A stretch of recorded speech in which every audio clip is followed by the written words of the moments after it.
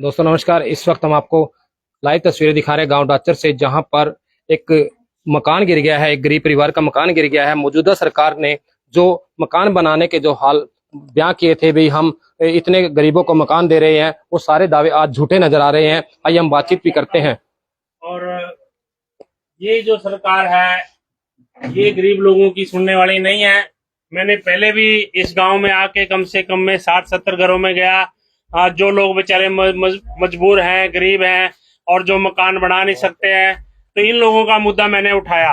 लेकिन सरकार गरीब लोगों को, किसान को, मजदूर को गुमराह करना चाहती है। लेकिन आज ये अभी जो लोग जाग रहे हैं सरकार के प्रति, तो उनको होश आना चाहिए कि आप 3 महीने के 4 महीने के बाद इलेक्शन है, आप बड़ी बड़ी बातें तो करना चाहते हो। आपने सीएम साहब ने अभी अनाउंस किया कि 20,000 प्लॉट हम देंगे। आप देंगे कब? आपको वोट चाहिए। अभी इलेक्शन आ चुका है, आप अनाउंस करेंगे, आप देंगे नहीं किसी को कुछ। आपने पिछले 10 सालों से कितने गरीब लोगों के मकान बनाए? इंदिरा आवास योजना में कांग्रेस की सरकार में गरीब लोगों के मकान बनते थे, गरीब लोगों को प्लाट मिलते थे, गरीब लोगों के मकान बनते थे। आज गरीब आदमी दुखी है, उसकी कोई सुनने वाला नहीं है। लेकिन ये सरकार गरीब लोगों की वोट तो लेना चाहती है, इनकी आवाज सुनना नहीं चाहती है, इनके काम करना नहीं चाहती है। लेकिन इनका दर्द कौन जानेगा, इनकी पीड़ा को कौन समझेगा? इनकी पीड़ा को वही समझेगा जो इन लोगों के बीच में रहता है। सरकार दावे कर रही है, बड़े बड़े दावे कर लिया, हमने इतने मकान बना दिए, इतने लाख प्लॉट जो है वो दे दिए हैं। और यहाँ पर जो देखा जा रहा है हालात, गरीबों के मकान दिन प्रतिदिन गिर रहे हैं और गरीब दब दब के यहाँ पर बुरा हाल हो रहा है। मैंने उसी टाइम सरकार को चताया था, निगदू में भी यही हाल है, त्रावड़ी में भी यही हाल है। तो मैंने सरकार को चताया था भी कुछ भी बड़े हादसे हो सकते हैं। और अभी तो ये इतने में टल गया, अभी और भी हादसे हो सकते हैं, क्योंकि यहाँ पे काफी मकानों की हालात जर्जर है, काफी नाजुक है, वो कभी भी गिर सकते हैं। लेकिन सरकार को कोई होश नहीं है। मुख्यमंत्री जी बड़ी बड़ी बातें करते हैं, कहते हैं 20,000 प्लाट में गरीब लोगों को दूंगा। आप दोगे कब? 3 महीने आपके पास बचे, आप कौन कि 20,000 तो मैंने दे दिए, अगले महीना हम 1 लाख और देंगे, हम इनके ऊपर मकान भी बना के देंगे। गरीब अकेले प्लॉट को क्या करेगा खाली उस प्लॉट का? अब वो देना नहीं है सरकार ने, वो भी। रात की वारदात सर, ये देखो, ये देखिए आप किस तरह से इनके सिर में चोट लगी है, गरीब आदमी है। आप थे कमरे में रात को? हाँ जी। और इनके क्या हुआ था? पंखा लेने गया था मैं, अंदर पंखा लेने गया तो ऊपर से माटी आई और मैं ऊपर देख करने गया तो गार्डर लगे माटी में। गाटर लगा। कोई स्कीमों का लाभ नहीं मिल रहा गरीब को। तो कोई मकान जो सर बन भी रहे हैं, मकान ऊपर से सरकार से पैसा भी आ रहा है, लेकिन जा कहाँ रहा है यही समझ में नहीं आता। सरकार से पैसा नहीं आ रहा है, यदि जा रहा है तो गिने चुने लोगों को जा रहा है। जो सर्वे करने आते हैं वो क्या सर्वे करके लेके जाते हैं, किन से मिली भगत करके किन के मकान बनाते हैं, किन लोगों को ग्रांट वो देते हैं, यही सोचने का विषय है। तो आज बीपीएल जिन लोगों के बने हुए हैं, बहुत से लोगों को बीपीएल की जरूरत है, लेकिन सरकार उनकी सुनने वाली नहीं है। जिन लोगों के बीपीएल बने हैं वो कहते हैं कि हमें जरूरत नहीं है बीपीएल की।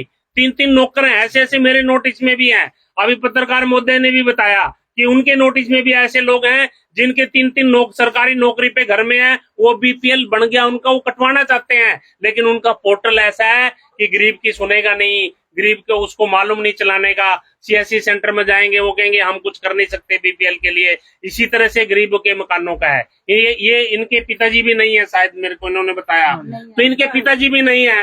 अब ये इस उम्र में है, कुछ हादसा हो जाता तो इस परिवार को कौन संभालता? इनके माँ बाप इन्हीं की तरफ देखते हैं आज। तो इनकी माता जी साथ में खड़े हैं। जल्दी आपने पहले भी आवाज उठाई है गरीबों की, आप हम गरीबों की आवाज उठाते रहेंगे। इनके मकान बनेंगे, सरकार को बनाने पड़ेंगे। भले ही ये सरकार बदलेगी, अगली सरकार को बनाने पड़ेंगे, और बनाने जरूर पड़ेंगे। जो गरीब की हाय, जिस तरह से अयोध्या में गरीब की हाय पड़ी, वहां पे हजारों मकान, झुग्गी झोपड़ियां उजाड़ दी सरकार ने। आज क्या हुआ? वहां बीजेपी हारी। वहां पे क्यों हारी? वो गरीबों की हाय पड़ी उनपे। इन गरीबों की भी हाय सरकार को पड़ेगी, इन गरीबों की हाय मुख्यमंत्री को पड़ेगी। ये खाली नहीं जाएगी। सरकार सोचती है कि इनकी आवाज कोई सुनेगा नहीं। तो मैं कहना चाहता हूँ, बताना चाहता हूँ इन सरकारों को, तो आप आइए। आप मुख्यमंत्री जी यहाँ करनाल में अभी विधायक बने हैं, वो आके देखिए डाचर में क्या है, वो आके देखे त्रावड़ी के गरीब बस्ती में, वो आके देखे निगदू में, वो आके देखिए सांबली में, वो क्यों नहीं आते? वो क्यों इन गरीब बस्तियां उनको दिखाई नहीं देती? जब वोट पड़ती है तब दिखाई देती है। अब क्या करेंगे? वो 1-1.5 महीने बाद लाइनें लगा देंगे सीएससी सेंटर में इन गरीब लोगों को बहकाने के लिए। तुम्हारे मकान बनाएंगे, तुम्हारे को प्लॉट देंगे, तुम्हारे को ये देंगे। ये बेचारे फार्म भर देंगे और सोच देंगे, फिर बोल देंगे आप वोट दो और आपको हम मकान बना देंगे। ये गरीबों को बहकाने की योजना चल रही है। ये योजना नहीं चलने वाली। ये गरीब लोग जिस दिन जाग जाएंगे तो तुम ढूंढे नहीं मिलोगे। तो आज कहीं संविधान बदलने की बात करते हैं, कहीं कुछ और बात करते हैं इनके नेता। तो मैं इनको चेताना चाहता हूं कि जल्दी इनका कोई न कोई रास्ता निकाल लें, और नहीं तो ये रास्ता अपने आप निकाल लेंगे। सरकारें बदलेंगी और सरकारों को बनाना पड़ेगा और हर हाल में बनाना पड़ेगा। मैं आप पत्रकार महोदय को एक चीज और दिखाना चाहता हूँ।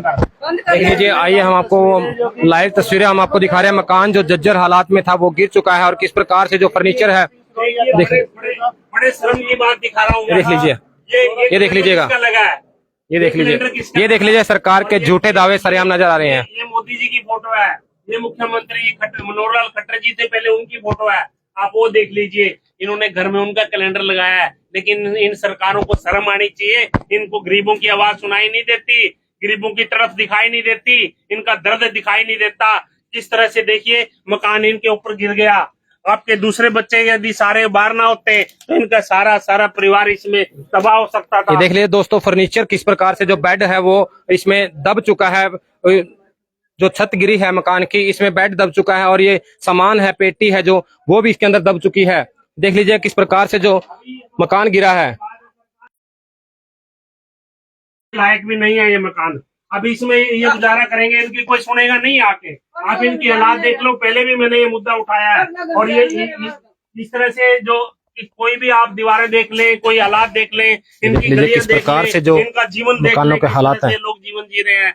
तो मैं सरकार को चेताना चाहता हूँ, सरकार को बताना चाहता हूँ, आप 3 महीने के बाद इनकी गलियों में आओगे, आपको वोट मांगना पड़ेगा, लेकिन वो वोट आपको मिलेगा नहीं, क्योंकि आपने इन लोगों को तड़फाया है, आप इन लोगों को रुलाया है, आप इन लोगों के आंसू देखने पड़ेंगे आपको, और इनकी हाय आप खाली नहीं जाएगी। तो अभी वक्त आपके पास, आप आइए, आपके अधिकारियों को भेजिए इनके पास। तो मैं यही अनुरोध करता हूं सरकार से कि आप समय रहते जाग जाइए और इन लोगों की सुन लीजिए। धन्यवाद। कुछ नहीं मिला। मकान बने थे। कर दिया खैर। अच्छा, वो भी बड़े हैं। हाँ। कोई नहीं आया? नहीं जी, कोई सरपंच मेंबर आया कोई देखने का? नहीं जी, कोई नहीं हमारी सुनता आज भी कोई नहीं आया। क्या हुआ था? कैसे गिरी छत? जी आपकी गिर गई। कमरे में कौन था? कमरे में मेरा लड़का पंखा लेने गया था। पंखा लेने के लिए। छत गिर गई जी अपने मंदिर। ये हाँ। कितने मेंबर हो, कितने परिवार में? 3 मेंबर, एक ये हमारी बुद्धि है। परिवार में कमाने वाला कोई नहीं है? नहीं जी, हमें गरीब परिवार है, ये गुहार लगा पेंशन मिलती है? बता, हाँ? पेंशन मिलती है? पेंशन का बिल है। बच्चे पढ़ते हैं स्कूल में? हाँ जी। तो देख लीजिएगा दोस्तों, किस प्रकार से जो परिवार है बिल्कुल नाजुक हालात में है। ये चोरी आ रही है जी। हाँ जी, काफी बुरा हाल है जी गरीब। हाँ जी, बहुत काफी बुरा हाल है जी। हमको अपना न्याय मिलना चाहिए। जिस गरीब परिवार को इनका मकान बनाने के लिए बहुत कोशिश की जाए जी। हमारी यही अपील है जी सरकार से। आज दयाल जी पहुंचे, जो कि आपको पता चला कि छत गिर गई, आपके बीच में पहुंचे आवाज उठाने की। रात जिस तरह मैं लड़का दबा दिया था नहीं, तो बचने का कोई इलाज ही को नहीं था। तो कैसे निकाला इसको? नीचे से निकाला है? हाँ, नीचे से निकाला जी। आए बच्चे आए, मुझे तो ये भी नहीं पता कि मैं कहाँ पड़ी हूँ कहाँ नहीं। मेरा तो इतना भी नहीं सोचती थी। दयाल जी देखो किस तरह गरीब अपनी गुहार लगा रहा। सर आपने इन गरीबों की गुहार आवाज दबने वाली नहीं है। सरकार सोचती रहती है। पहले भी इन्होंने न्यूज़पेपर में मनोहरलाल खट्टर जी ने दिया है हमारी ये वीडियो के बाद कि इस तरह से हमने जब इस गांव में आवाज उठाई कि हमने केंद्र को कोई योजना भेजी है बनाने के लिए, गरीब लोगों के मकान बनाएंगे। अब दोबारा से नायब सैनी जी ने कहते हैं कि हम 20,000 प्लॉट देंगे। ये बेईमाना है गरीबों के साथ। 6,000 गांव हैं हरियाणा में, 6,000 गांव में आप 20,000 प्लॉट देंगे। एक गांव में 3 प्लॉट देंगे। एक गांव में 100 मकान की जरूरत है, 100 प्लॉट की जरूरत है। तो ये बेईमाना छोड़ के आप सीधे से बात करिए, ईमानदारी से बात करिए, गरीब लोगों के लिए कुछ करिए। और आप पिछड़े वर्ग से आते हैं नायब सैनी जी, आपसे उम्मीद रखते हैं लोग, ये गरीब लोग और पिछड़ा वर्ग आप, लेकिन आप कुछ करिए। आप मनोहरलाल खट्टर जी की तरह झूठ मत बोलिए। आप इनके बीच में आके आप कुछ करिए, आपके अधिकारियों को भेजिए। और मैं तो कहता हूँ कि खुद आए मुख्यमंत्री जी यहाँ देखने के लिए, और भी मकान देख के जाएं। इन गरीबों की आवाज सुननी पड़ेगी, नहीं वो खुदा वाहिगुरु परमात्मा जब हाय पड़ेगी आप लोगों के ऊपर, तब आवाज आप जरूर सुनेंगे। जल्द ही आप जमीनी स्तर पर कार्य करें सर, गरीबों की आवाज उठा रहे हो, अगर आपने भी लोगों की सहायता किया है सर। तो आने वाले टाइम में बनने ही बनने, इन लोगों के मकान बनने ही बनने, कोई रोक नहीं सकता इन लोगों के मकान बनने से। ये बनाएंगे, ये नहीं बनाएंगे तो सरकार बदलेगी, सरकार बदल के फिर बनेंगे, इन लोगों के मकान जरूर बनेंगे। मैं वादा करता हूं इनके बीच में आकर के कि मैं पहले भी आता रहा हूं, कि मैं आज से नहीं आता, मैं 30 साल से आता हूं इन लोगों के बीच में, तो इनकी आवाज दबेगी नहीं। इस आवाज को हम ऐसी गरीब और किसान की, मजदूर की आवाज को दिल्ली तक पहुंचाते रहेंगे और पूरे देश और हरियाणा और प्रदेश में उठाते रहेंगे। धन्यवाद।